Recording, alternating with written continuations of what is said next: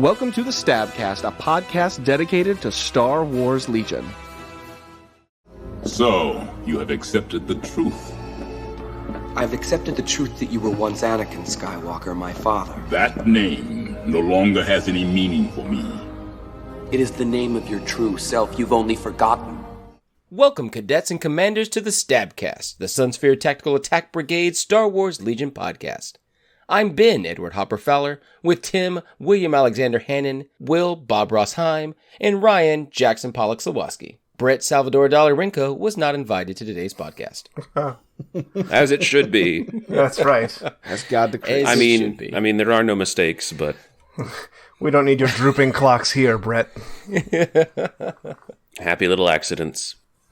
Just like me. This week on the STABcast, conventions everywhere are canceled. Oh. Lots of battle reports. We look at painting, that thing that sometimes people do, and a few more things. Just a few more. Good news, everybody! I got my degree. Hey! Jose. I submitted the last paper literally Thursday night before we recorded this podcast at 11 o'clock in the evening. Tim, pop It the was champagne. delightful. Cue the yubna. Already been there for a while, but all right. Yeah. Officially.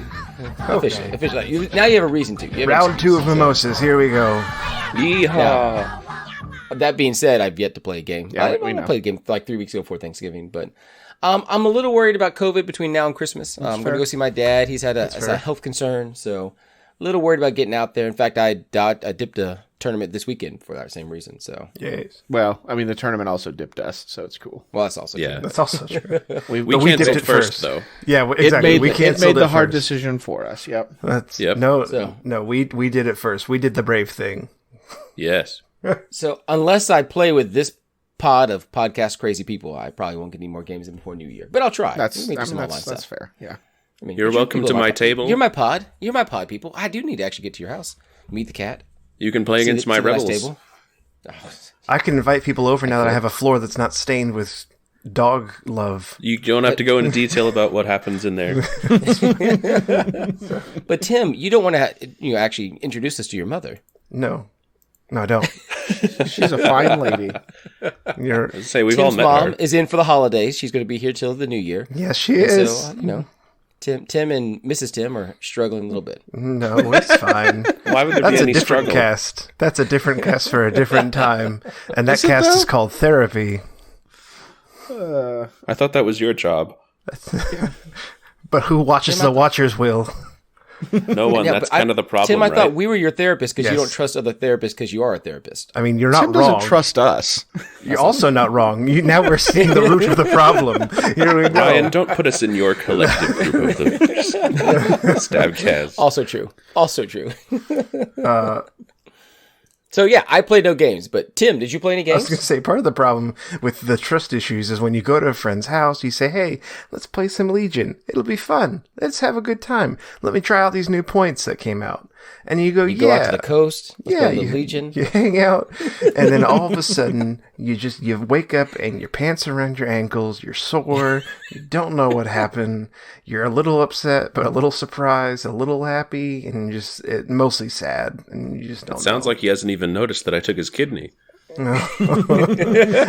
did, but I didn't care because it's cloned, so what can you do but give it to them? That's fine. But yes, I went to Will's house the other day, and we played, and it was a game of Legion that happened. It was. I played a janky Republic list. Yeah. What did you bring, Will? Go ahead. Well, I wanted to try out Anakin, and I also wanted to play out a Clone Wars episode. So I brought Anakin. Rex, Padme, R2D2. Yes, welcome to the Quad Hero team. It's more fun here. It is kind of fun. Then I had 2 Phase 2s with Z6s, 2 Naked Phase 1s, and an Arc team with 5s. That sounds like plenty. It was plenty. It was was 9 acts. plenty. Yep. I was, before the game, I was breaking it down, and it was like, so all of these troopers over here have 23 wounds, and these 4 characters here have 22 wounds. Yep. That's a thing that happened. Yep. This is why 5 should be more expensive. Oh, Far there's many from reasons more why 5 should be more expensive, but He's only 5 points more than a sniper rifle for oh me. my god, stop it. And I also had 9 activations. I wanted to try this out. I saw this mentioned, and I wanted to see if it could be viable. And there's a chance for it, but it was Vader with saber throw, force push, and barrier. Double dewbacks with the 5-point gun. Haha, now it's 5 points. 5-point crit gun and tenacity, because we don't need endurance with Papa Vader around, so that's fine. It's true. Roger. And let's see, I deleted the list already out of anger, so I'm going off my memory. You had 3 stormtroopers with DLTs and 3 2 snows stormtroopers with medbots. Thank you. 3 stormtroopers with DLTs, 2 snows with the meds, which actually worked out quite well. And then those are great med a carriers. Death Trooper with the new DTF. It's not new DTF, but the updated DTF. Okay. And she was quite good. They were quite good. Actually, I don't think the DTs ever took damage. So that was No, I did not bother them. they Because they did not bother me. No, they tried They to. suppressed me. They tried to. They shot some shots and you blocked some you blocks. even went to short range config and it rolled. It rolled. I rolled 6 hits and you rolled 6 blocks. That was that.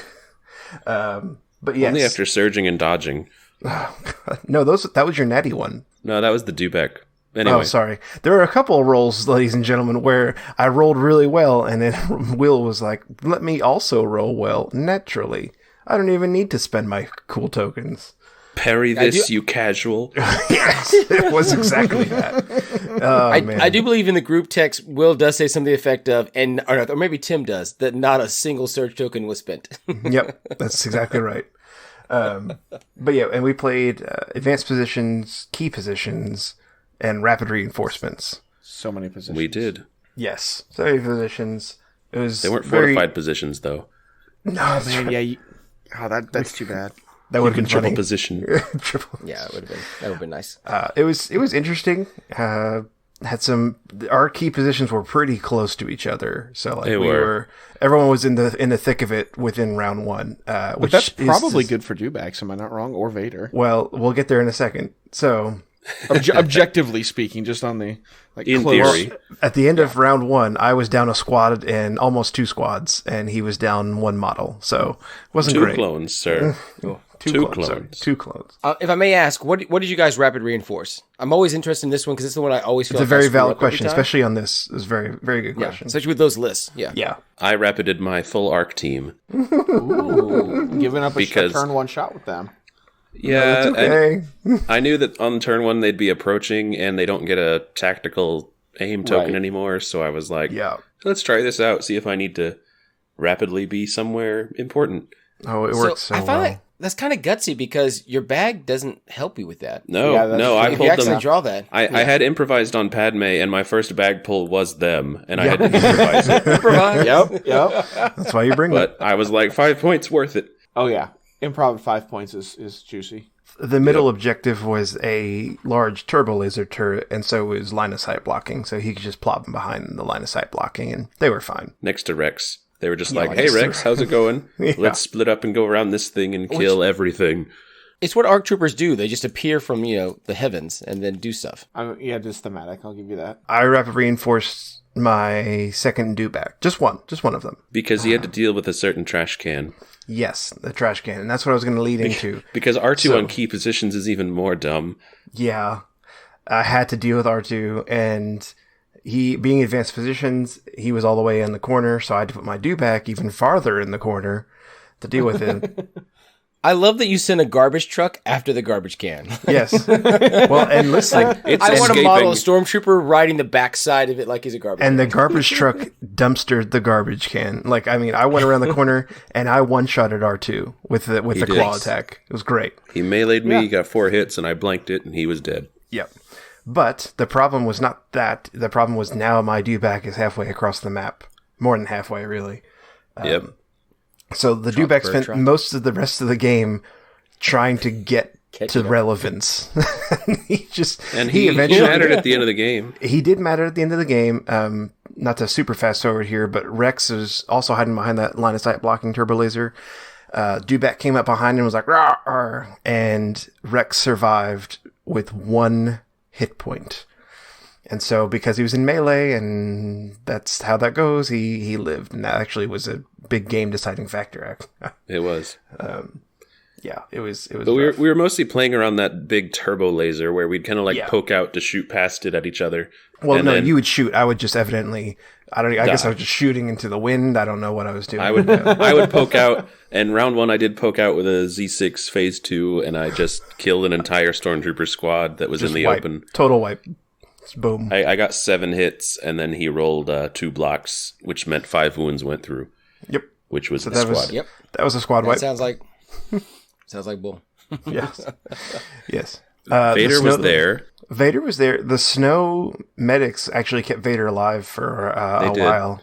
You healed 3 off of Vader with those medics. Oh wow! And Awesome. more importantly, they kept him alive long enough to where it was a super, super bold play, but we both had to play really boldly here because towards the end of the game, Vader and Anakin were face to face, and both were hurting.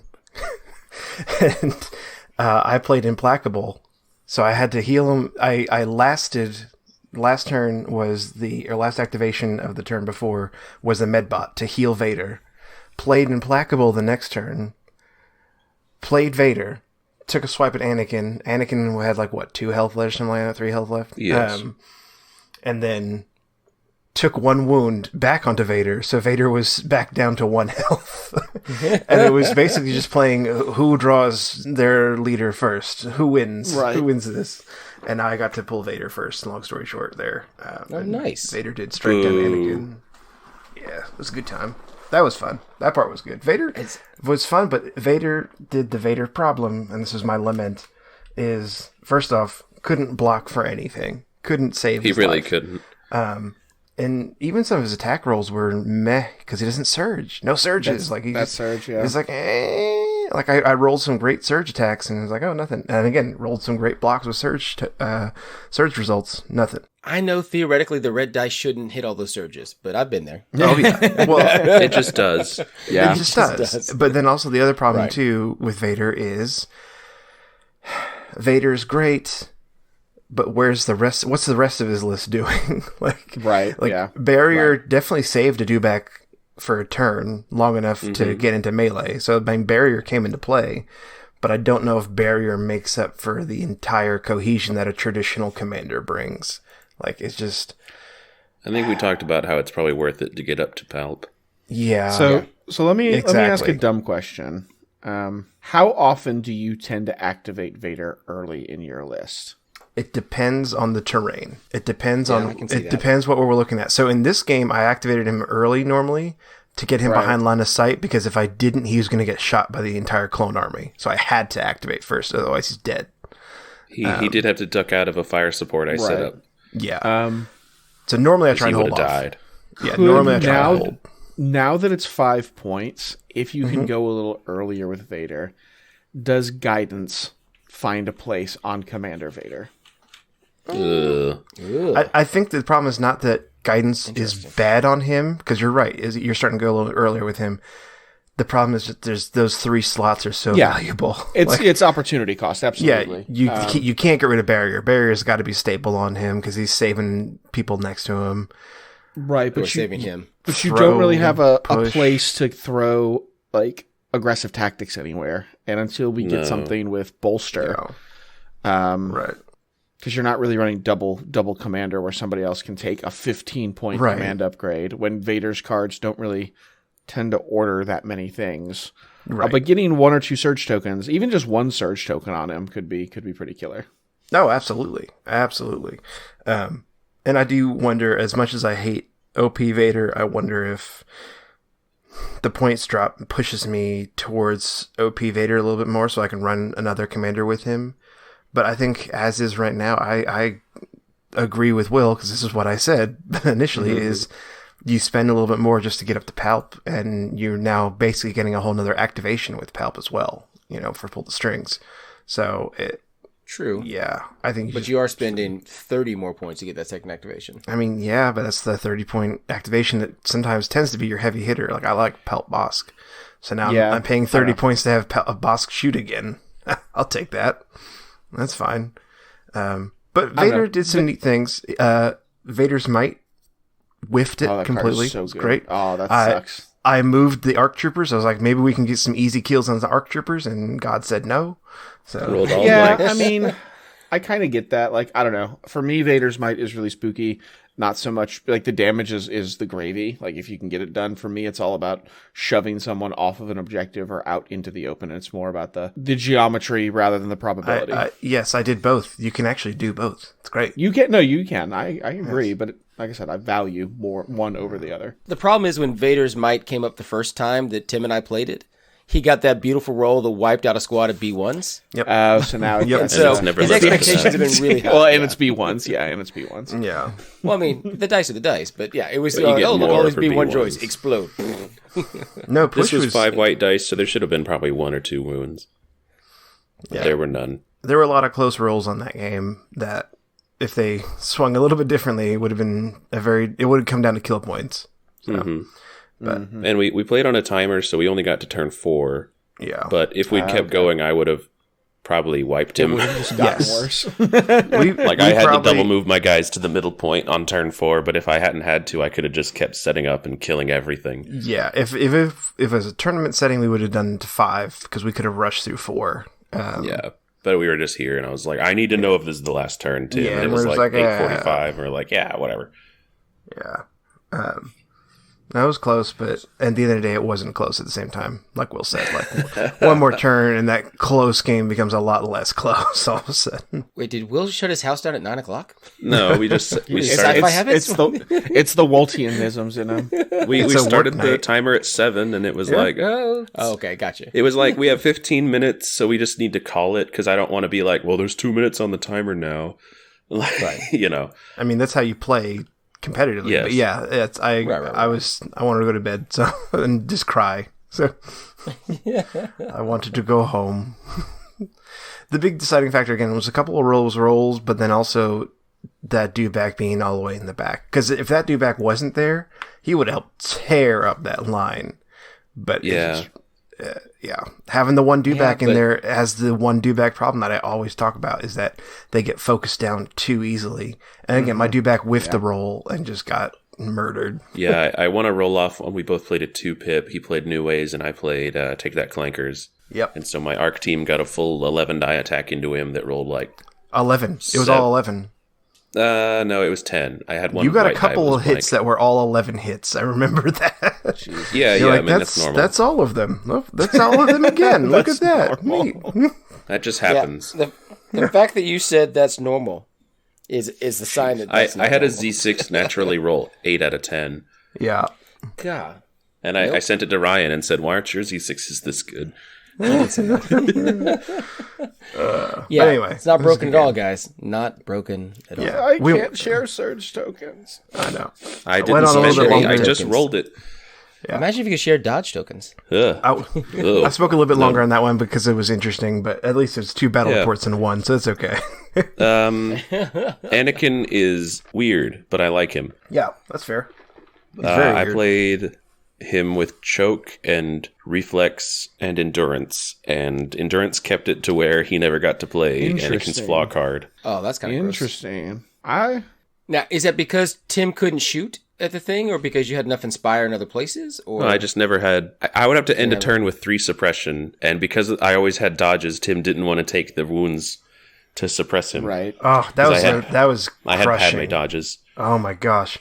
That was the crushing thing, is that with dodges 24/7, it's anything you do to Anakin is going to make me die. Yep. Like, just as bad. And so Yeah. Brett disagrees with me, but I really think Anakin's 3-pip is very important yes. Turn one. because yeah. because it allows him to be not just a beat stick. He can kind of chill and be like, "Here's some Yeah. stuff, everybody." He's a battery until the battery explodes. Boom.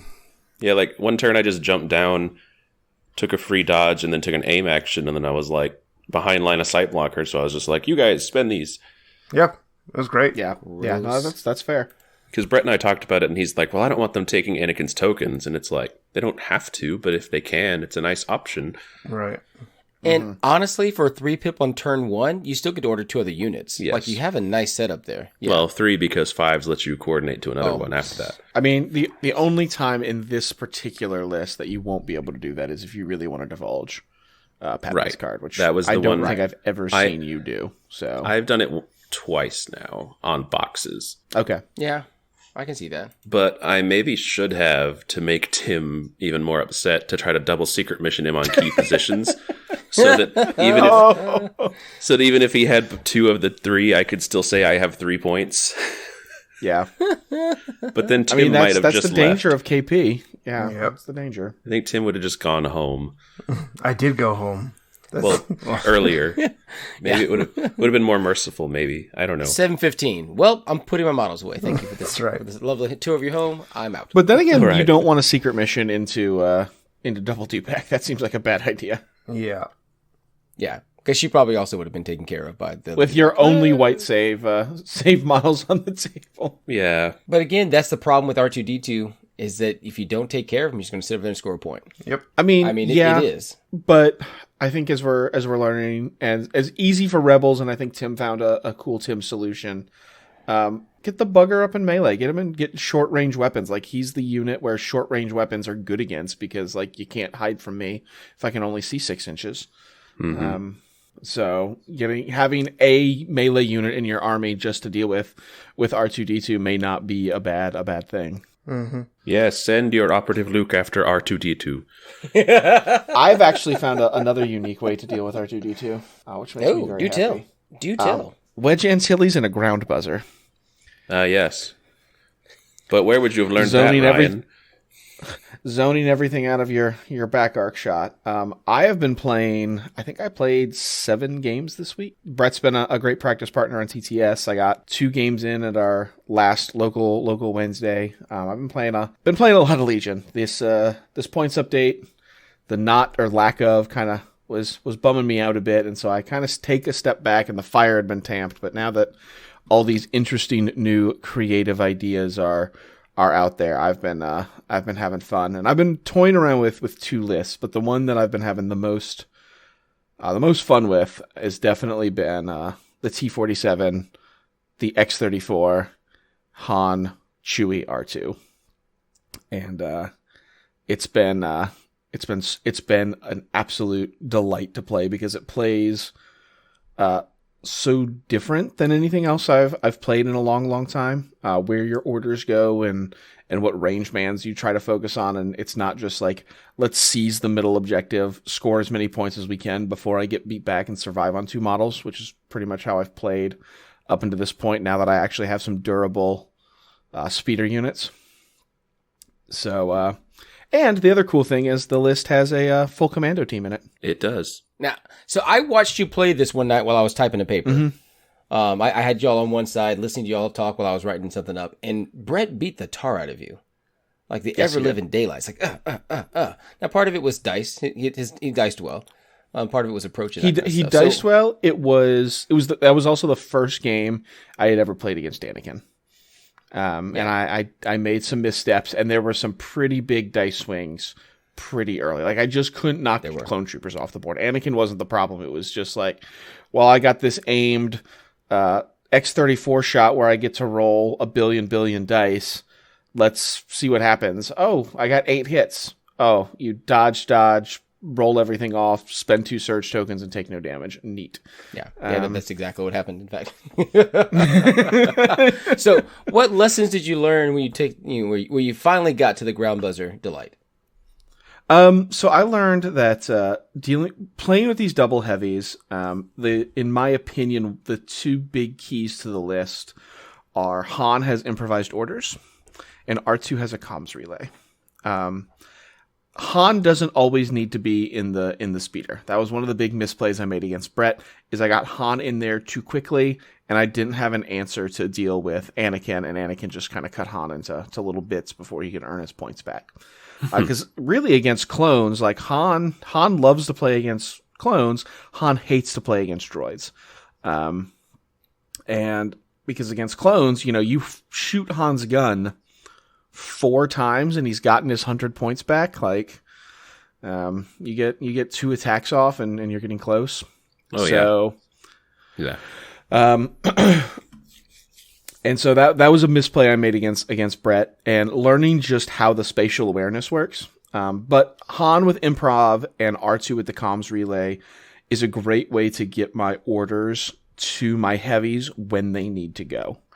Because R2, I don't think ever took an order for himself. He always, I run R2's 1-pip card, Blast Off in there, because the Blast Off text is neat. But he can throw that order to the X-34, which I tend to keep my R2 fairly close to.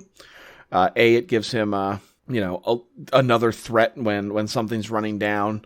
R2 gets that suppression token. You now have to shoot the, invincible land speeder rather than the trash can. And he can keep it ordered up. And between that and improvised orders, I can pretty much control when my heavies move. And I found the way to solve Anakin. Not solve Anakin, but a great way to deal with him is Tim, our snipers are pretty rad against Anakin. I'm not gonna lie. That high velocity to where he can't spend those dodge tokens. I did think about that. You have the sharpshooter.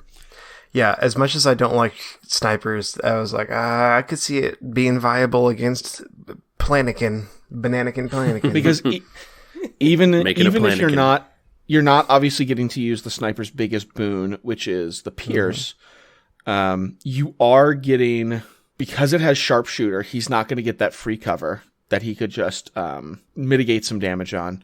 Right. But you're making him take suppression. And if nothing else, your sniper against Anakin becomes that suppression gun.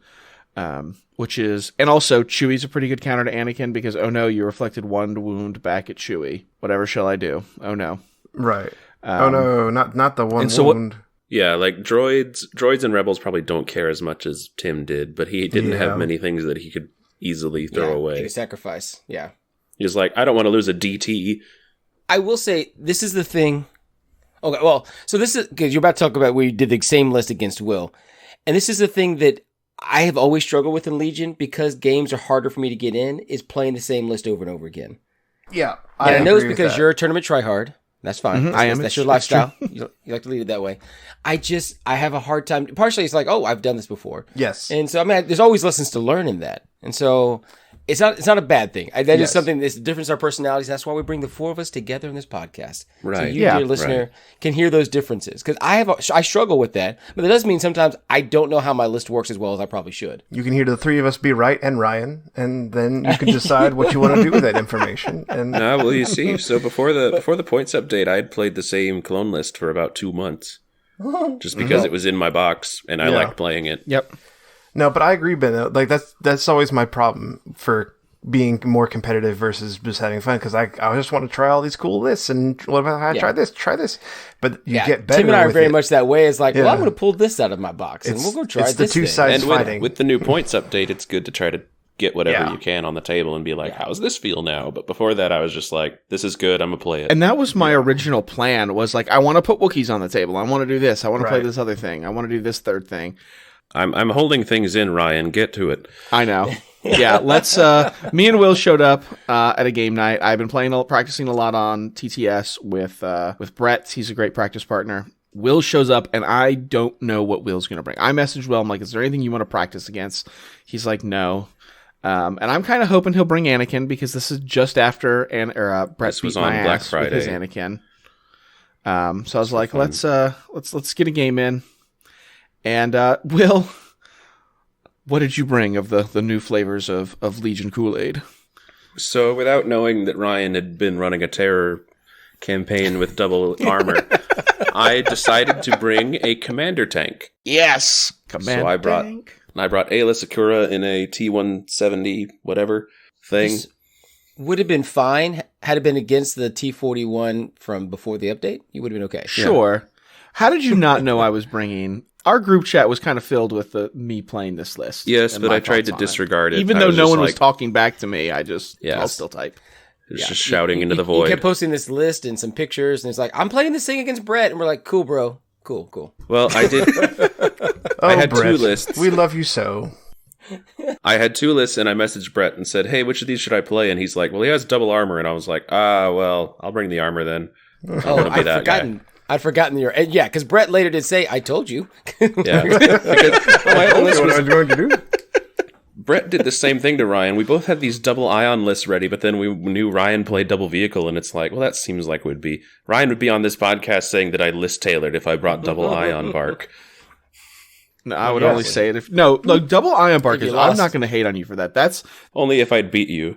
It was going to be 2 ion HQ barks with Anakin Padme. I think that's solid. I won't be mad. I think that mad is at you for solid. that. I hate Yeah. it, but I think it's actually really Yeah, solid. no, I hate that. against me. It's on the queue. But Because so even instead, if armor or droids don't show up, it's still a really good gun. Yeah. it's still It is. red, 5 black, 2 white. Well, and I'm not going to your house now. No, it's really good, unless your dice just don't hit. I'm like, there's places right now I'm tempted to take the Rebel Ion guy, the Rebel Trooper. But so the bark is my 18 only points with ion red dice. weapon. But yeah, for go ahead. clones. Yes. That's true. That's also true. So I don't have a person. I guess I have droid poppers, You got droid poppers. which I'll only bring Anyway, when Ben's coming yeah, to my you're- house. This is why I invited you to actually- play my rebels. all jokes aside, I don't hate the ion gun on the snowtroopers because you can afford to refresh and move and shoot. Like you can do that. That's a thing Well, you that's can the do. same with And it's range 3 with now. the speeder, since you Right. get that free speeder move. Yeah. Speeders kind of have At the a beginning free or action the that you don't end. care about. So the only Yeah. mark against the ion bark is that you don't get an aim token, where the other loadouts get an aim, basically. Yeah. yeah. But you get better dice, so I don't So- know. I'll let you know when All I right, try so you have that, Ayla listeners. Secura. I have Ayla Secura. What was on Ayla? It was the anti-armor missiles. Armor's going to be around. Armor's going to be Yeah, around. no, It is. armor's going to be everywhere. Yes. Yeah, no, I'm just. I told this to a listener, but every list should probably have an answer to an armor vehicle and or a lightsaber wielder, Yep. because Yep. they're going to be bouncing around. Luckily for me, the T-47 is both. God. Yes, it is. So yeah, the tank just had Ayla and the impact rockets. Then we had R2 and Padme. Then some core troopers, I think 2 phase 2s, 2 phase 1s, and a full arc team. If that sounds familiar, it's basically my stamp. I put this in a list, and then I decide what goes in the operative and commander slot. Right. I did like your list. Yeah, because Padme can So feel the dodges on the tank. I didn't quite know what to do because I hadn't played up against a field commander, and I don't think it's a stretch to say I don't think Will knew what to do because he hadn't played a field commander. Right. Well, you only had 4 command cards in, right? No, I played some of R2's you got cards. R2 Padme. Oh, R2. Okay, yeah. Sorry. And Padme. Yeah, that's what I was getting ready to ask. Like, what was your command hand? Did you just take? It did you was- take all the hero cards, or No, it was all of Padme's cards, R2's 1 and 3, and then push. okay? So I had one card that the tank commander could use.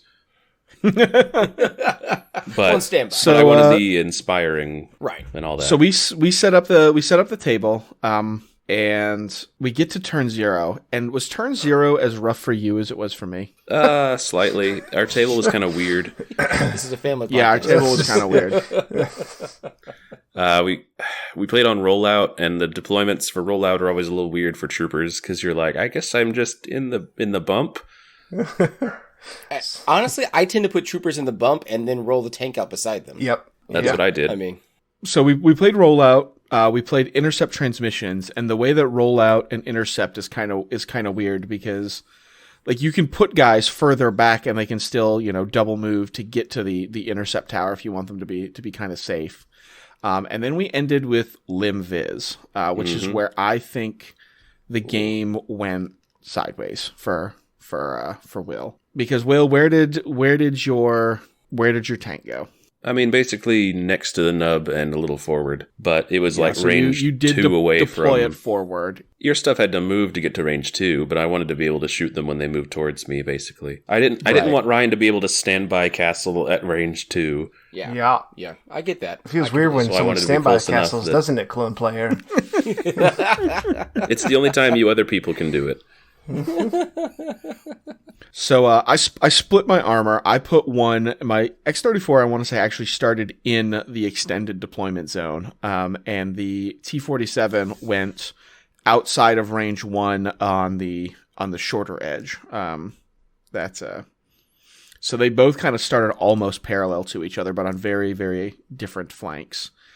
And when the game started, because I have some scout, because I have speeders with compulsory moves who are relatively fast, I got to range 2 of Will's commander, but nothing else. So I kind of had a turn of relative safety where I could squeeze not the best shots in the world because I was having to move in position to get to them. But my tanks got pretty good shots. Yeah. I think did I get Chewie to shoot round one, or was he round 2? I think that was round 2, but your so the land speeder question you rolled should up and ask. did about 6 crits. Oh, Yeah. Why? Yeah, it rolled up, and I've got the crit, the impact 2 weapon on it. I don't know, the and land the rocket speeder's that gunner. good, guys. Land speeder seems pretty But yeah, good. I rolled a bunch of natty crits in that roll, and it was pretty disgusting. You rolled 4 natty crits the and had impact 2, yes. Oh, The T-47 got into the side arc on the first attack run. So it had So impact 4. Impact 4. Yep. And like your tank saves were Fine. not great. They were like they 10 were. red You had a dice. couple good rolls. Yeah. You had good dodge tokens that you could fuel them up with exemplar. So and outmaneuver. So that I was had cool, 2 dodges but, for it per turn, but those were not enough. Han snuck in, riding in the land speeder for just the first turn into another piece of heavy cover that hid him from some clone troopers, but he managed to scoot his way into the tank's side arc. And Han in the tank side arc is a scary situation, except I totally forgot about outmaneuver. Right. And so Han gets in there and I'm like, yeah, ping, ping. And he's just like, oh, I'll just spend these 2 dodge tokens here. Yeah, you rolled like, oh, crit I'm surge, sad- I'm so sad you got now. crit. Or maybe it was hit crit and you had impact 1 from the side. Whatever it was, you had two crits and I dodged them both with Padme's dodges. Yeah. And you were like, I was oh, very sad. oh, right. So what I'm hearing here is exactly what Tim was complaining about. Where really these games are decided by hot dice. yes, that's it. It's all You it hot is. dice it, everything's fine. I mean, All it is. I don't think this game. Will can tell me I'm wrong. I don't feel like this game came down to hot dice. I feel like it came down to Limviz and Rollout both worked very, very well for me. Because the tank can do some damage, it can do some stuff. Not usually. The rest of your army really wasn't shooting the first turn. No, I tried to move my army up behind the tank to use it as cover, and then it was gone turn 2, and so the rest of my army was standing there for your air Yeah, I think I speeder got to the tank kill. at the first activation of turn 3, but yeah. It was pretty gross, and then the land speeder just flanked all over the place. Yeah. So the problem for me was that you had basically 4 big threats that I had to pick, and I didn't have enough answers for them. Because that first time the tank shot, I could either shoot your land speeder with an aim or pivot and shoot your air speeder, which like has 1 less cover. Right. But it was, so I tried the land speeder, only did like 2 wounds, and then R2 fixed it for 1 action, and it was just like, great. Loving this. I just didn't have a lot of answers for all the things coming at me at once. Although I did kill Han, which felt nice. That's always the important. Padme nice. popped That's Han. what matters. That's what matters the most. He took a bunch of clone troopers with him before he went. But, You took 3 clones, So, I think. 4 clones. Han was shot to death by his mother-in-law. Seems fitting in Yes. this holiday spirit. Yes. She was visiting. If you want to see pictures of this terrible, terrible debacle, check out the Instagram, where I'm sure Will post photos of his loss. I'm sure you will. There's some I'll photos post of victory photos too. of that great work that Will did for me. My Maul and my droids look fantastic. He handed them to me in the dark of night last night, so I pulled them out this morning. In the It's like, sunshine. I got something for you in this box. Yeah, yep. Don't Put it in my open trunk it. of my car. Looked left and right to make sure the cops weren't watching. So Don't open it till they you get actually look home. really nice. And then I'm going to get to start painting again. Like as soon as What? we wrap up this podcast, I'm going to go clean my house, and then I'm going to paint this afternoon. I'm My so livelihood. pleased. I can finally make that money back. I may never financially recover from this. I'm trying to clean my house so I can paint. So yeah, exactly. So check out the Instagram STABcast. We're posting all the photos of all the things we like to do. I just paint in a dirty house. We know. We know. We know. Be sure to check out Facebook and Twitter, where we are, I guess. Give us a rating on iTunes and the Spoofy. We are available where podcasts are streamed, whatever you're listening on. I look at the analytics and see that it's mostly Apple Podcasts, so cool. Have a nice listen to our dulcet tones. Although I will say our analytics, I think, pull Apple differently than the rest of the stuff does. Yeah. But I think Apple RSS is a little different, yeah. Yeah. So I think that's how they're able to say it came from Apple, where the other feeds I don't think are able I'm a to say Spotify man myself, I am too. it. I mean, despite being also an Apple man. And if we're in your Spotify, your recap for your best podcast, nice. send us a screen cap. We'd love it. I would love to shower you with praise if you're one of our 0.5. We were the number one. We were the number one podcast that I listened to. Oh, we weren't mine. Because I always listen back. We weren't mine. I listened to my cult podcast on Spotify. So the other ones were also occult all my top podcasts were Legion podcasts. So. Look at you go! I thought you'd be better by now listening to them. Oh, I had one random doctor's podcast, and the rest were all Legion podcasts. Mine were mostly about history and crime, and a little bit of Legion. Legion is a crime when clones play. So. Yep, I had to practice my war crime knowledge. It feels weird to defend a multinational conglomerate organization, but I still like my Google cast. So, yeah, stick it up for the little man, podcast. Google. Yes, no one's even heard of them. Google, is that it? Google. It's that number. It's a Mongolian podcasting service. But speaking of services, you can find us on the Discord service. All of us are on there. I fixed my name, so I now am at STABcast. Something. I think I'm called the Tennessee Second Wheel right now. But, appropriate. It's the Tennessee Two Wheels. Tennessee Two Wheels. Sorry. Excuse me. And then also on those wonderful streaming services, like Will said. Yes. If you want to reach out to us, which you guys have been doing more and more lately, you can obviously find us in any of those aforementioned places. But you can also send us an email at swstabcast@gmail.com. We got a lovely email from Eric earlier in the week. We miss you, buddy. We do miss you. Although, reaching out really sending us terrible lists that I'm not going to play?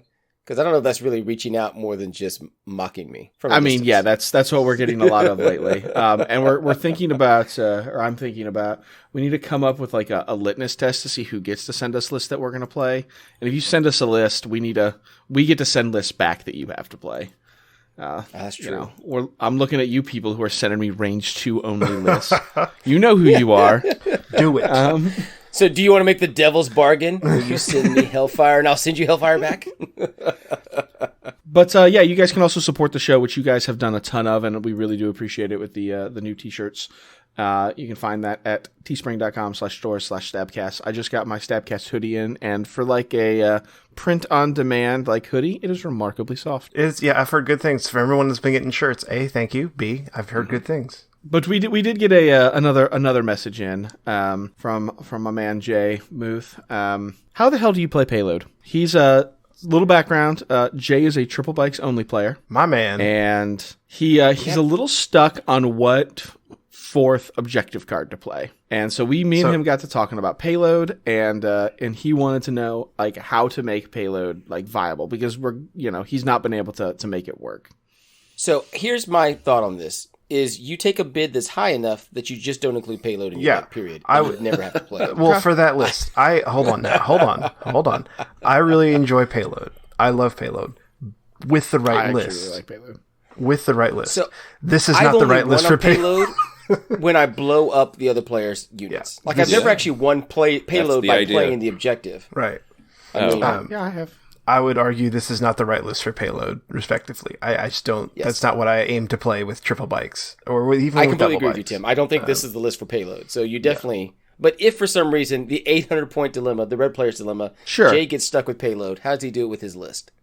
I think you're going to use, and we talked about this a little bit before, but I mean, the bikes are hit and run units, right? And now with the speeder fix weakness, but with the speeder fix, they can now hit and run supposedly more effectively. I guess people weren't doing it effectively before, whatever. But now you can do it more effectively, quote unquote.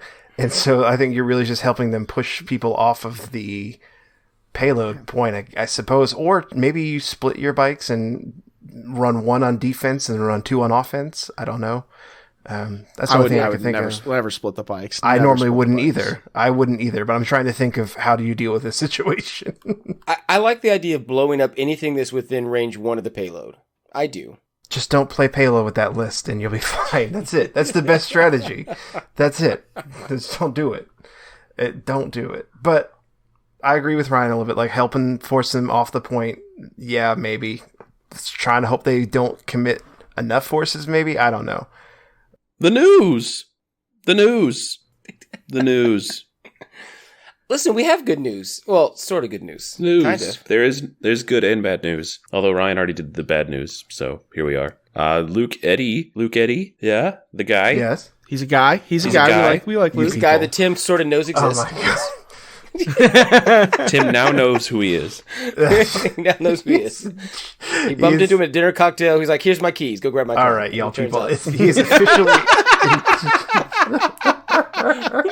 Yes, Tim, tell us what he does now besides park your car at LVO. Official lead developer at AMG. Whatever. It is good to hear because there's a lot of concern in the community that we may be losing some of that upper management that had that vision and design. Yes, and it's a good thing. I'm glad for him. It's a great thing. Hope that works out for him. Eased a lot of my anxiety because again, to lose both creators would be, I think, catastrophic. But to keep one in there, I'm at least happy. I'll take the one. We're a little like two, but I'll take the one. I'll take what I can get. And Lucas is a great guy, so I think he'll do wonderful at that. So now I can finally shift from nervous to excited to see where it's going to go. At least I can do that comfortably. Yes. Yeah. My favorite Luke Eddy memory was Gen Con year 1. I was attempting to push my second or third opponent's commander off the table with Luke Skywalker back when you were allowed to do that. And my opponent called him over to see if that was legal. And he just looks me dead in the eyes and says, "It's legal for now," and just walks away. Yes. Yep. You made it about how you have impacted the game. Yes. No, I know I'm for sure I was not the only person doing that, but yeah, it was. Yeah, that was a favorite of yours. You did that to all sorts of people. He came on the Discord after he officially shared the announcement of taking over at AMG and or Legion over at AMG, and so it was kind of good. And he answered a lot of smaller questions, not obviously some of the more tricky questions, like the more political questions, but just some very fun ones. And it was kind of communicating with us, which was nice to have again. So it was good after a long period of darkness to have some sunlight. Yeah. Nice. Yeah. But to go back in the darkness. Yes, back to the darkness. Bad news, everybody. LVO, my baby. The thing I've been looking forward to literally since last LVO. Yeah. Unsurprisingly, was canceled. Yeah. It's very sad. When I called the Flamingo to cancel my hotel, the clerk was very, very nice and very peppy. She's like, "Oh, so what were you coming out for?" I was like, "A conference." Yeah, that's right. Oh. I guess we'll cancel your family room because you did have the 2 queens and the bunk beds. Yes, my family room. Absolutely. It's a shame my family and I cannot come out to my conference. I will miss my family so much. Yes. But no, really, I wanted to go to. We talked about just keeping our hotel room just going to Vegas. Yeah, I thought about it. I thought about it. But yeah, it's sad, and of course, right behind that. Adepticon, not happening either. Yeah, that's not surprising. Yeah, I mean... It's a mid-March piece. You're just not sure enough. The vaccine won't be there. Yeah. Yeah, I get it. Monday or Tuesday, me and Will were messaging, and, it was right after LVO would get canceled. And so we're like, has anyone even looked at Adepticon? Because normally, tickets go on sale in November, and registration for events is usually about this time. And none of us had ever looked at it. So Will looks it up, and Adepticon's last official social media post was about Black Lives Matter over the summer. And so we're like, yeah, that's probably not happening. And then earlier this week, then they had also officially canceled the events, which is rightly so. If you've had no press about it, no big events lined up, because the difference, in my opinion, of LVO and Adepticon is LVO is it's in Vegas. If nothing else, you can go do Vegas-y things. But Adepticon there's always these big marquee, huge events. What else are you going to do? You're going to go to Chicago? It was the Hoth Open. Yeah. You're going to have breakfast, Tim. You're going to have breakfast and have a lovely cup of coffee. You're going to go to Chicago, eat some bread and cheese casserole, because that's not pizza, but that's fine. Tim's New York sensibility is wrong. Deep dish is the way it is. Chicago, number one in my heart. Yeah, I don't like my pizza on a piece of tissue paper. Yeah, it's 3-1 here, Tim. Sorry. At least it's not a California. That's three cracker. wrong We all people to agree one it's right not- one. That's true. That's true. No, we can all agree with that. We can all agree with It's that. not a California cracker. Other news, Adepticon is dead for the year. So is LVO. Yep. Next year, 2022. Next year. There might be a Gen Con. We'll see. I could see. I'm Gen Con holding out happening. hope for Gen Con. Yeah, I can see I'm it. holding out. I could see it. It'll be interesting, like to go to Oh, a you still have convention. Are we hope. gonna have to That's like send weird. them our vaccination records? Like, are we gonna have right. to walk around Gen Con with our papers out, where they can just stop us? Papers, please. Hopefully. And we're like, Oh, is that a look, costume we're I not can plague wear? carriers. Yeah, Tim, get on that staff if you can volunteer. Oh, that's terrible. That's terrible. Yeah, it is. In other news, we did get news, and it was whispered to us much like this. He spoke to us like this about the news. Ryan. So, that news? yeah, You're friends with our this our good friend Krabs, or my good friend, I don't know, my good friend Krabs, Who? spotted on the Asmodee's French distribution website, where all the good leaks tend to come from these days, that the Rebels' next release is going to be an AA5 speeder Winnebago pickup truck of doom. It is so a Winnebago. Like, I didn't even know this It was a really thing that is. existed. I mean, it's a flat out Winnebago. It's basically saying if Maybe you- a Dodge so- Caravan. It's basically saying, did you think the technical was really weird? Look at this. We're just going to throw all the rebels in a farm truck and just drive it down the interstate. That's it. But it's not a farm truck, because this is clearly where the closed transport's coming from. Yeah, this Like, is this going is to be a- our this is a first van. closed transport. This is a van Theoretically, I down by think the it's river. pretty safe to say that the Imperials will get a very similar release. Like the Rebels and Imperials have had pretty much paired releases, with the exception of, I want to say, the Chewie Palp Guards Wookiees releases were a little mismatched. But everything else has been like, you get a heavy, they get a heavy. You get a support, they get a support. So I think it's safe to say that we'll see some kind of closed transport. Could get that hover box that transports stormtroopers in the Mandalorian. Yeah, that's what I'm Yeah. actually looking for. The one where you have the troopers on the outside of the transport. Well, it's also in guarding Rebels. the thing on the inside. They But at just that kinda point, it's poke not a out. closed transport then. Yeah. They had a room in the back that they could sit in. The troopers on the outside are part of the guns for that unit. Yeah. Right. So the interesting thing is, this is at least the way that I play Rebels and the way that I play Legion. This is not the thing I was looking for. This kind of caught me by surprise. Not gonna lie.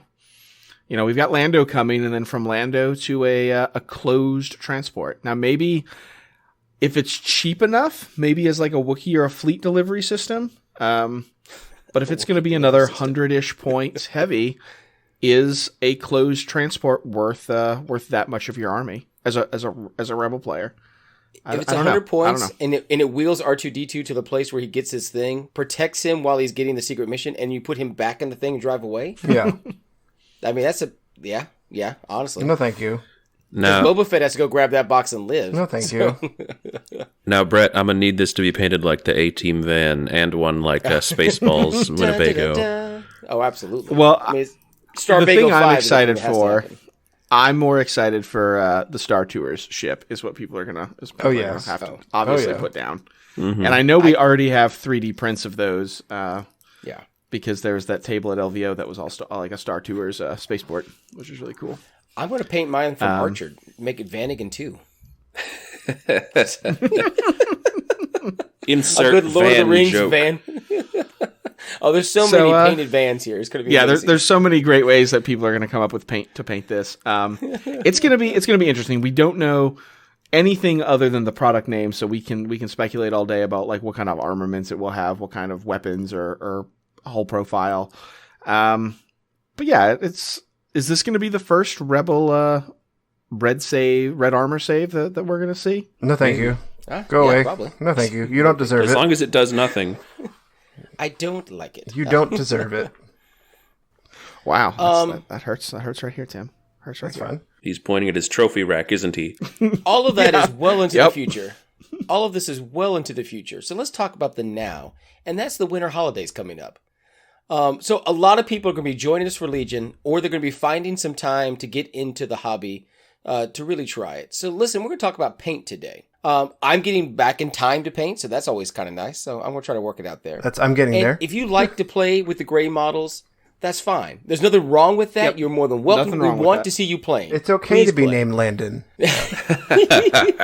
Is it? Hey, Yeah. he's got since CIS came out, he's gotten a lot better. I know. His droids I are know. painted. He's Now gotten there's like some 6 primer. droids painted. Yeah, he does Yeah. have 6 droids painted. There's primer on them, so hey, look at Now, that. and I say this as a man who has paid Will to paint my entire CIS army. I have. And in fact, at this point, I probably won't paint the CIS. I'll paint everything else, and I'll continue to pay Will, in part because the colors all look the same. Like, he's got the eye for the detail, and the theming matches. I got the hooks in. Right.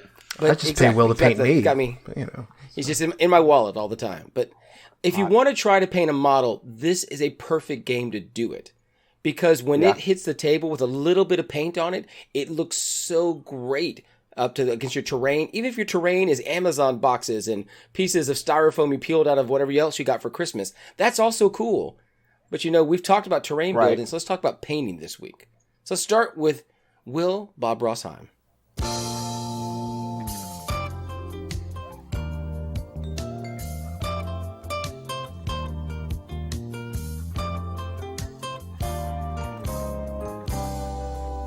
Well, hello, and thank you for joining me this week on the Joy of Painting.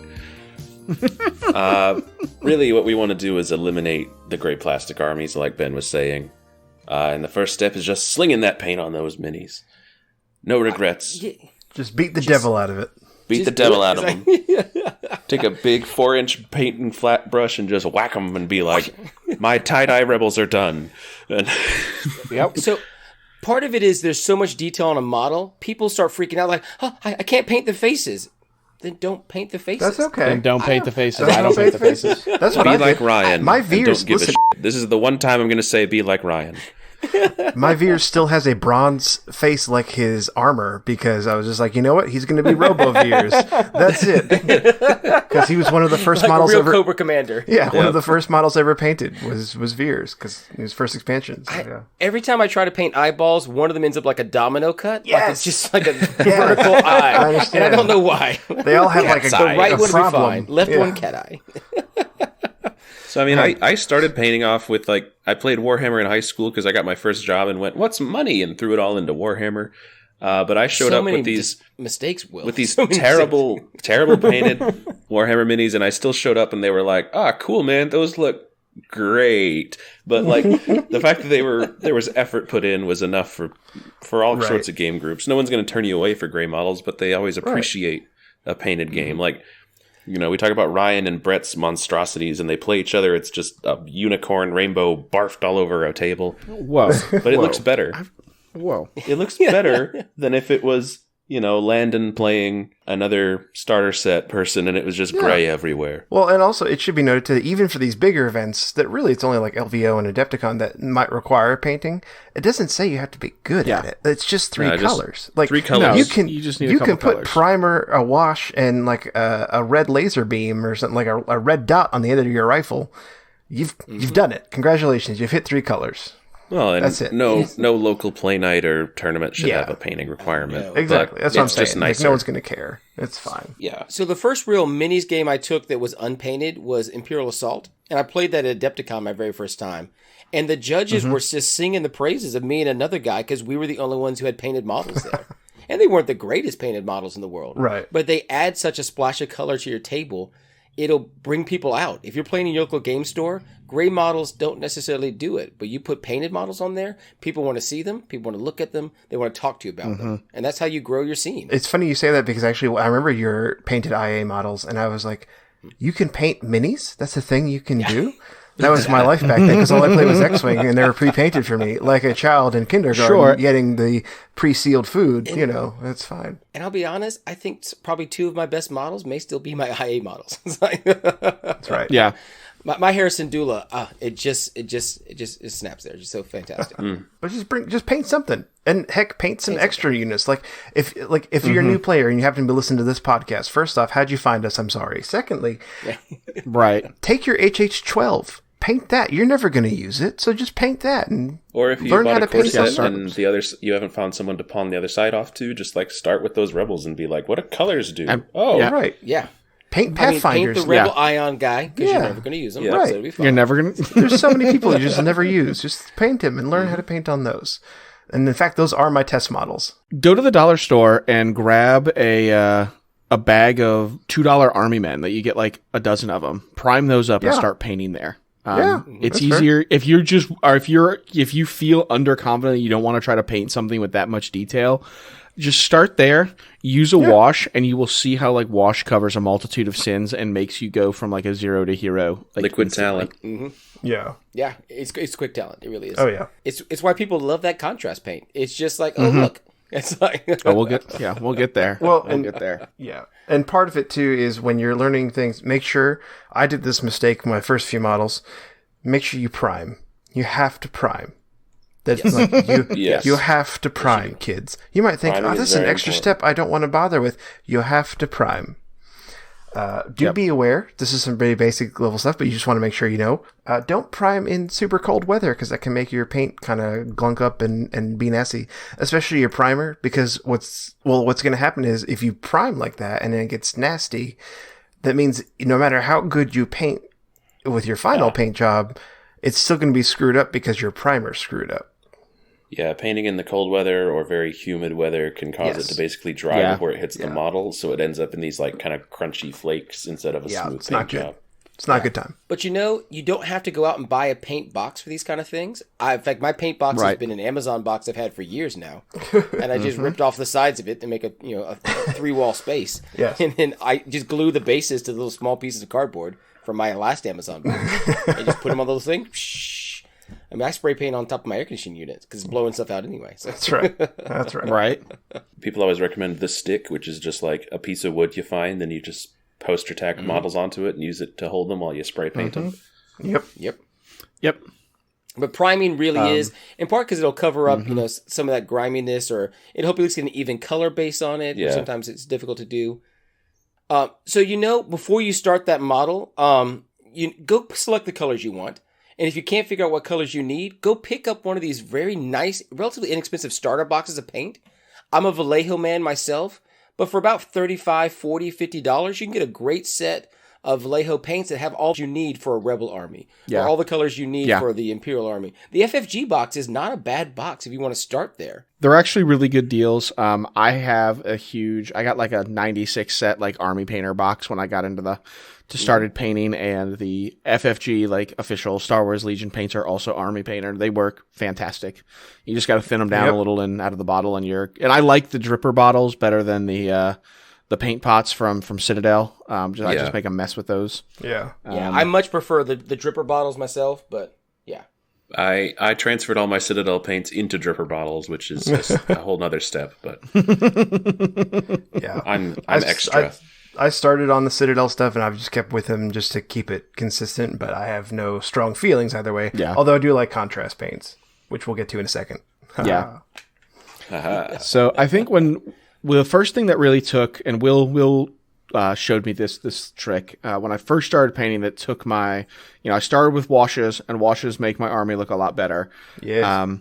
But once you can figure out, and it's relatively easy, a good dry brush technique, it will take the texture, especially on a lot of these Rebel models who have like, stormtroopers just have laminate armor and those like smooth surfaces, and like the hardest detail you have is like the knees where the undersuit goes. Yeah. But Rebels have belts and pouches and pockets and rank insignias and goggles on their forehead and a chin strap for their hat and all these little extra details. Learning just a really basic dry brush to make all those raised edges really, really pop and show, to give depth to the model. Because that's the cool thing about painting a model over like a canvas or a 2D medium, is you do get that depth and all those little cool 3-dimensional details, and let light play with them.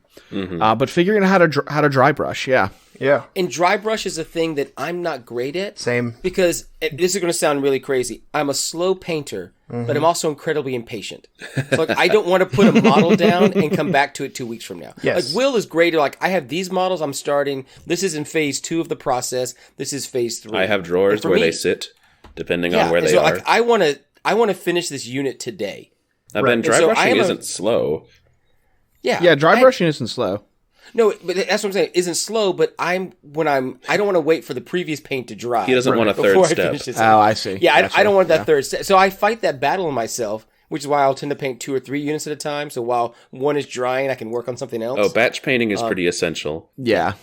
I learned that real quick from, we're gonna throw this way back to when I had 72 hours to paint my Gen Con top 16 Rune Wars army. There were 17 players. But yeah, I had to crunch all those little spearmen out. And if you're buying the core set for the first time, you're going to do a lot of batch painting. Yes. Because that's what Ryan and I did. We set in my house for a day or two and just took care of it. Yep. That's exactly right. But so you get those basics down. Yeah. What's next? What's the next step? Are we graduating from elementary to middle school painting? We are going up to middle school. Hooray! Oh boy, my acne, which is where my I hormones. I was going to say, your acne's breaking out. You're starting to notice other painting jobs, thinking like, oh, those are attractive. You don't know what to do with these. YouTube advice for how to do certain things. Yeah, you don't know what to do with your new brushes. Brush hairs growing out, and just don't know what to do. Guide us.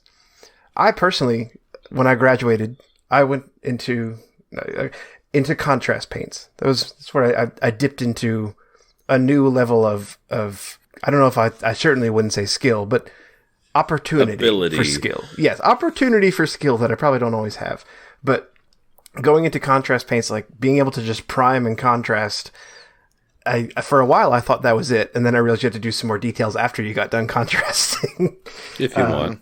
Yeah, if you want. But the ability to do contrast, that is a great way to do... You talk about batch painting, like for stormtroopers and things like that. Mm-hmm. Oh, perfect. Absolutely perfect is contrast paints all day. If I buy a squad that's like more traditional kind of squad, like core unit, I'm just going to probably batch paint them with contrast and most likely be done with it. I might do some touch-up later. That should be fine, honestly. Your rank and file stuff just kind of merges in, the herd just kind of all looks the same from far away. Yeah, from 3 feet away, you're not going to notice the difference. They don't need as much detail. Well, as and that's the thing that you have to decide as a painter and as a player. Right. People, are you going to be the player like Will, where you want people to pick up and look at your models, and people are going to pull them really close to their grimy, nasty faces, breathe all over your models, but look at all the fine details and all the work you put in them?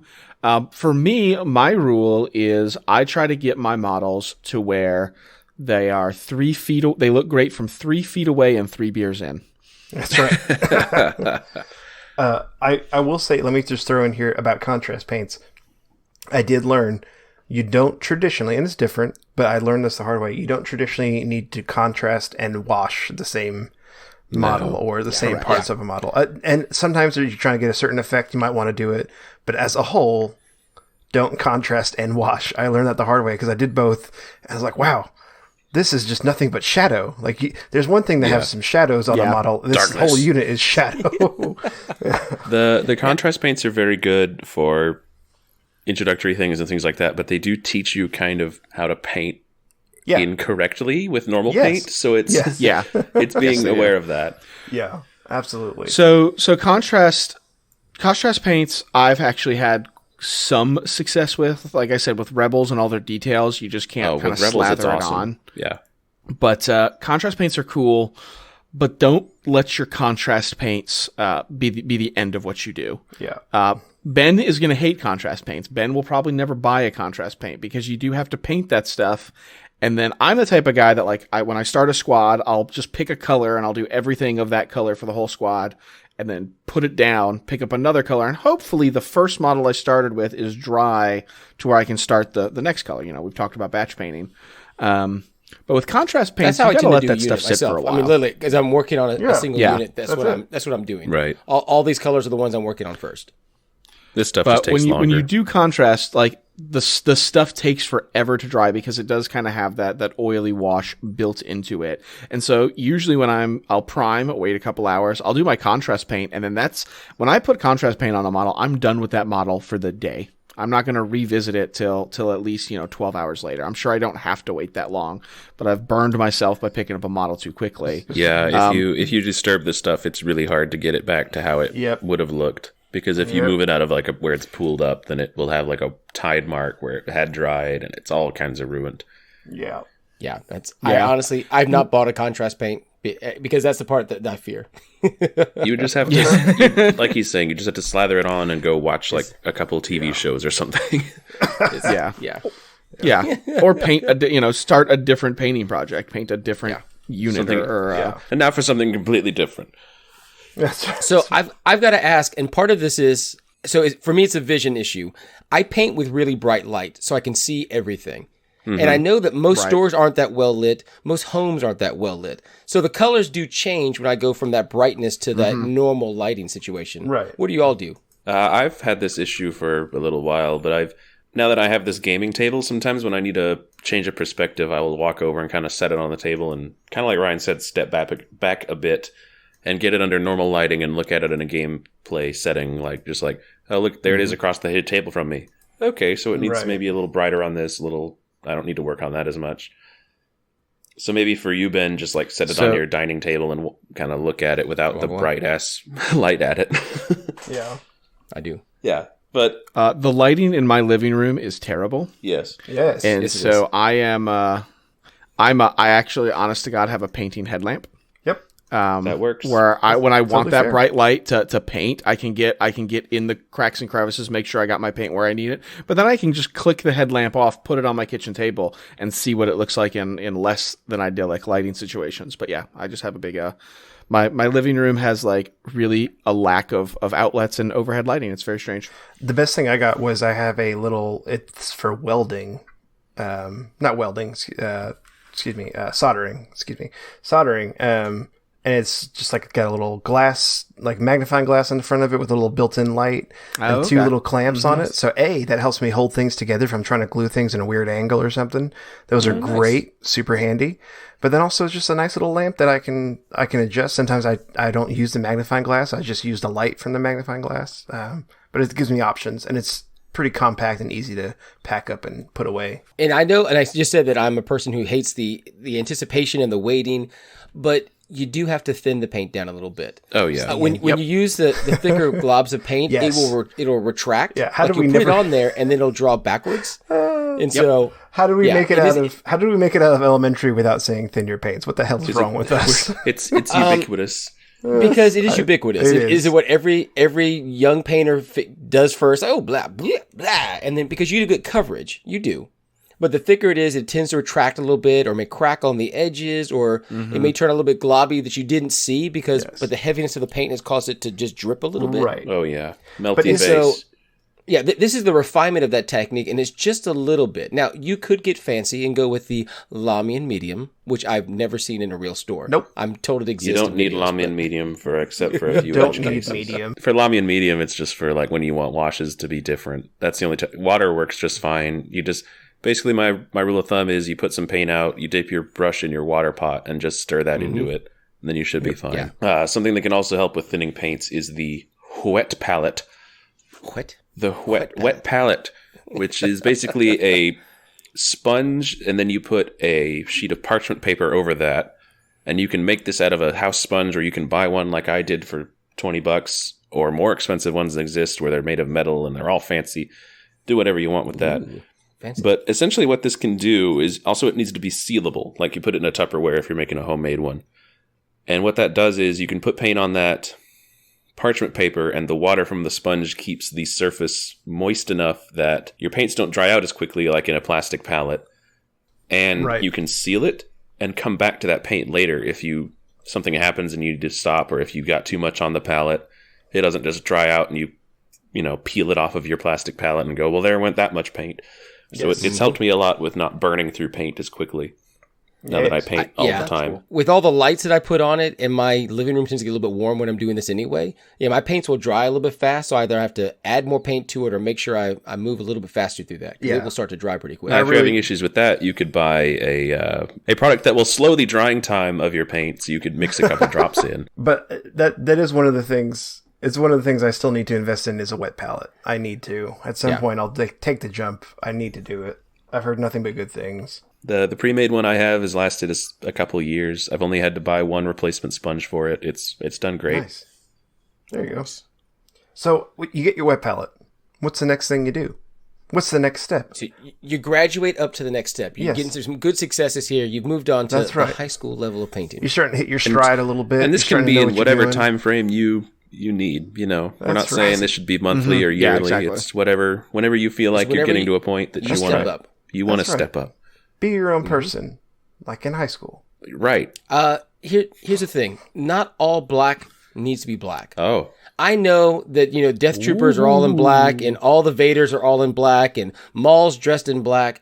But the problem is when you take black, glossy blacks, soft black, whatever it may be, it is just black.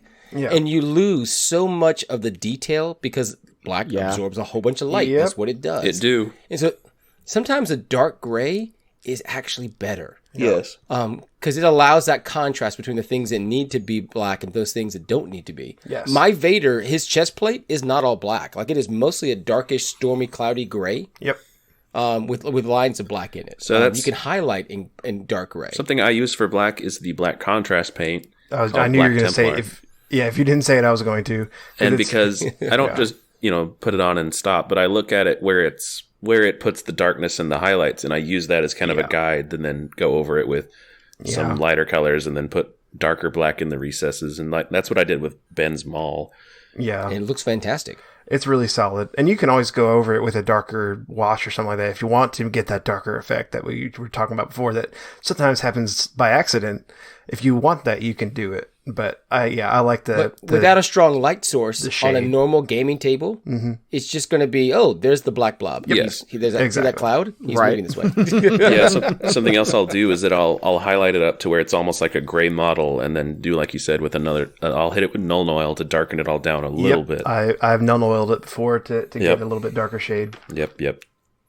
It just helps me be able to highlight to where I like it, and then it's like, okay, because otherwise I couldn't be able to see the transitions well enough and things like that. Yeah, So it's just helpful. And this is a good place to start experimenting with gloss and flat and satin finishes. Yes. Like, you can have a clear finish that goes over something that kind of pops that out. Stormtroopers look great in white, but when you get that glossy white on them, I once bought a pearlescent white that I loved until I could never find it again. That I loved for the Stormtroopers. Like, it was just shiny. Oh, yeah, Reaper paint. The side story, when my first ever gloss that I bought, I don't know what it was just from like Hobby Lobby or something. I put it on my unit and it stripped the paint. Like it made it really glossy. It made it glossy. But then when I went to move the model after it dried, it just chipped off and came off. And I went, what? What? And it went back down to primer level. I was like, oh, okay. Now, was mind. this an enamel paint? I don't know what it was. Yeah. It was an accident. Because don't mix your acrylics and enamels and things like that. That's probably very important. What it was. Yeah, it wasn't labeled. It was. I mean, it was labeled, but it was like the medium used to hold the paint might actually dissolve your other paints, like Ben or Tim is talking about. So be careful with that. That's right. Yeah, it's all part of the fun. And part of it is, if you ever started painting model cars as a kid, you were probably using enamel. Yep, testers and things like that are all testers enamel. Yeah, exactly. Tamiya paints are great, but I just don't want to use them because it'll fumigate my home. Yes. I want to be so hot while painting. No. The acrylic I also think is a little bit smoother. Like, I think it applies better. It's more forgiving, I guess would be the better phrase. It's smoother, but theoretically less tough. But we also would advocate using varnishes to seal your models' paint jobs in so they do not chip off slowly over time.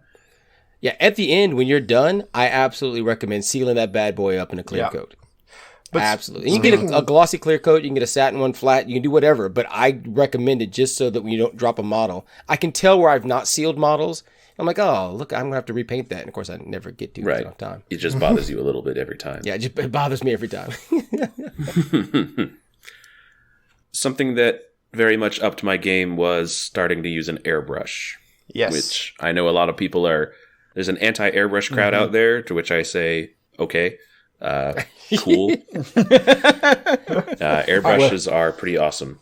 Yeah. So let me ask how you're using your airbrush, because I bought one for myself as a birthday gift a year and a half ago before I started my graduate program and realized I'm not going to have time for anything. And I've used it to do base coating. I've used it to do my primer. Yeah. But I've not had success because that model is so tiny and I'm not making t-shirts at the beach. How do I use an airbrush on a model? So, I've got one, and I'm the least qualified person to have one. I started out the same way, just like I'd use it to prime indoors, so I don't have to worry about the weather outside. Having a nice hood like Ben and I have to kind of keep the paint gas contained is very good, because otherwise your house will start turning gray. Yeah, the particles will go up in the air with an airbrush, so you have to be very careful. If you have a garage, that's a great place for it. Yeah. homeowner over there. I With started out great the same way, garage just comes great priming. responsibility. All right, Yes, true. Look at this guy. He mows his lawn. that's not true. I pay fair. someone to do that. He pays people to mow. What I've started doing now is just I will prime and then I'll find out what my first color is going to be. And I've started buying Vallejo's airbrush mixes just because I could thin it, but I'm never going to get the same. I'm not going to write down my ratios well enough and keep all track of that. Right. So I'll just figure out what color I want and go buy the Vallejo Game Air that'll match the Vallejo color that I had before and spray it through the airbrush and do like base coating. I'm still not to the level of doing detail work with it because if you're trying to paint like individual details on minis, there are different airbrushes you need for that, like a Sotar 2020 where the needle is hard to see. Things like that. I mean, so listeners, I tell you that I pay Will to put together my CS models. And so I know he just airbrushes all that brown for all the B1s. Yes, and I'm perfectly fine with that because he also went through the difficulty of putting the thing together. I also washed them afterwards and then painted details and things like that. And you do all the little details. Oh, they look fantastic. But I know he spends like 4 minutes after assembly, like, and does the entire army at once. Yes. I mean, It's let me do a lot of that batch work really quickly where instead of taking each one and, doing 2 coats of whatever brown color so that I don't do it too thickly. Airbrushes are very good at applying coats smoothly. Yeah. They're great for vehicles if you're trying to get those done. Painting a vehicle with just a brush is difficult. Piggybacking such a off wide of, swatch. Yeah. Piggybacking off of what you said about for batch painting, going back to batch painting, the big thing is, and I learned this, I did this early on, and now I do it more overtly. I did it very covertly for my first few things I painted, which was great for me, not so great for opponents, and so I apologize for that. But it's making differences for your squads. Making sure you add differences in those batches. So like squad A looks different than squad B. Clones and storms, it's a little bit easier if you're doing traditional white and whatever other color you want to use to differentiate. Because you can say like, okay, these, red shoulder pauldrons. There you go. Those are those guys. Those are those guys. My guys, I painted all like this cool bronze color, which I still love that color. But I painted their backpacks different, like their little comms unit or whatever's in their back. And like one's gray, one's red. Great. The problem is your opponent can't normally see that. So they're all facing me. And so I can tell which is which, but my opponent can't always tell. So now I'm a little bit more overt with my color differences just to help it out. If you don't want to break the canon with you want to paint everything like as you saw it in the movie, right? The best way to go about doing that is the base ring. Yeah. After you're done basing your model, put a ring. Just paint the outer edge of your ring. Yes. All of your blue squad guys the same color. And yes. And I went full Power Rangers with most of my units, but with the Rebels, I don't think it looks as outlandish if you've got just a bunch of like blue accessories on one team and red accessories on another. Like, it looks a little more in place in my faction than some of the others. Yeah. But the base ring's a good place to go. Yeah, absolutely. Yeah, see, for me, a lot of my rebels are that desert khaki or that, olive green kind of. Yeah. So there's always some patch that I'll paint on, an arm sleeve or a hat piece so you all know this is one unit, this is one unit. But I understand those who want I want to make it look as much screen applicable as possible. Right. I just don't have that skill to aspire to that height. So. Right? I will say sometimes the model makes the painter look good. Yeah. And one of the reasons why I think my Harrison Dula and my Spider Dude from IA looks so good is because the modeling is so fantastic. Yes. I mean, Will has great skill, but that Maul model looks great. Yeah. And so sometimes just know going in, look at your model before you paint to figure out where you can kind of add those highlights where the model's really helping you look very, very, very good. Some of the sculpts we've talked about, these 3D prints, we've talked about getting your own Luke. The sculpt are amazing. The things they can do now with resin printers is just fantastic. Oh, yeah. But sometimes you have a model that's like an ATRT, and no matter how beautiful the ATRT is, someone can still corrupt it. Someone can still seems like make it flawed. A good place. If you've graduated out of high school and then decided you wanted to attend the Brett J. Renko Painters Institute for the Criminally Insane. Yes. No one really chooses to go there. They think they might. So I Brett did see is someone is the Batman villain of Legion painters. Yeah. I did see someone on the Legion Facebook group basically say, if I saw someone who painted their models like this, not talking about Brett in particular, but We're talking a about Brett similar thing. I would refuse to play them. And I had a very nasty response to that inside our group chat. I didn't put it online because I'm smarter than that. Yeah. But that's just horrible to me. Yeah, and I don't want to ever that's play not a that good person attitude ever. to I have. hope they never. No. No. So like I love Brett. and He's at the probably end a of the day, historical gamer. Yeah, probably. So. Well, yeah. At the end of the day, like it's probably a service, like to both parties that game doesn't get played. I don't True. think people would have a lot of Yeah, fun. that's true.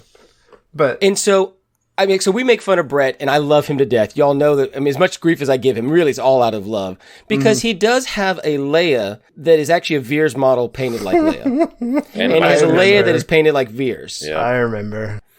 I was He there. does have these models that are dressed like the Avengers. Poorly painted. Yeah, poorly painted Avengers. He did paint a squad of Wookiees to look like they were porgs. The porg. Giant That one I'm a fan 7-foot of. I'm not porgs. going to lie. No, it's that awful. one I'm Oh not my going to gosh. lie. Better execution, I would like to see, but the idea is solid. No. He has his ATRT. He calls his chocobo is bright yellow, and it has a yellow poof ball, cotton ball on its head. It's true. I does will do admit, I love it. I will say I love it, and I've loved it every time I see it on the table. And to be fair, I won't lie. This is something I do. This is now I can. I've said this in private, but I can say it now on the air. Two of my squads of storms I traded with Brett back in the early days, back when the cores first came out. Mm-hmm. And he had already primed them and painted them poorly. But they were just basically just white and either green or blue, depending on whatever the color scheme was. And they were quite rough. It was a rough painting job, I won't lie. But I threw a wash on them, and now they are some of my most complimented squads. So there's two things in that. So Brett, you did a good start there. You had a good start there. Your heart was in it. And then two, I mean, just throw a wash on your stuff and you're set. That's fine. It really. I do And enjoy sometimes- asking Brett what the theme is on each squad because he'll point and be like, yes, well, these are Mario, Luigi, Waluigi, and Wario. Are these 4 clones? That's a legit squad. I mean, These 4 are just purple because I wanted it to be purple. I mean, I know you think we're making this up, listeners. We're really not. They exist. He has a vision that is absolutely unique, and his Andy Warhol-esque pop explosion of color mesmerizes the opponent's eye, and I think he does it psychologically. Like it causes their brain to He really is. reconcile what's happening. He really is Dali. I mean, yeah, That's true. and it questions your existence, Yes. the existence of these models. We start to bring up And then he's won. the war crimes for Legion, the Geneva Convention of Legion. It's the Alderaan Wake Convention. up and it's round 5. It's dazzle paint to distract you. So, if you have a vision that is not in line with the average of Legion, that's perfectly okay. If you want to paint them just all, do it, yeah. all the Just do stormtroopers it. pink and put tutus on them, I support your right to do that. I will think they're fantastic. Model on the table. platform shoes onto all your rebels and call it the Funky Revolution. That's right. That would be amazing. If you I paint, think my favorite model from LVO last year was the Hello Kitty Darth Vader that was running. Oh, around. yes, What about that? absolutely. What about that army of only Wookiees? yeah, Also, That was badass. That was great. badass. And it was officially playable because it was done so correctly. It was before silhouette. It was clear. days. It was clearly distinguishable about what everything was. So I do need there to be a rebel, commander who looks like George Clinton, the Parliament Funkadelic, just rocking out the middle. that's a reach. That's a reach. All right, Someone get us out of Go here. for it, please. all right. When Will tells me to sign off, it's time for me to sign off. And as always, thanks for listening, everybody. With whenever you bothered, your paint time, your drive time. If you're one of those cool people that can listen to podcasts at work. We appreciate you all, y'all. And until next time, I'm Ryan Slawowski, reminding you to play double Rebel Heavy. It's a lot of fun. It's a thing you should do. I'm Will Hine, reminding you to paint more minis. I'm Tim Haddon, reminding you that I'd like to know what it's like to win again. Never again. I still hurt. I still shall be there hurt. to crush you. I still hurt. And Will. And I'm Ben Fowler, reminding you, if you paint the opponent's clones in gasoline, the match is the easy solution. That's for the right. wash. Melted models are still models. Have a good night, everybody. Good night, everybody. Good night. We at the STABcast do not condone violence against other people's miniatures. Suckers.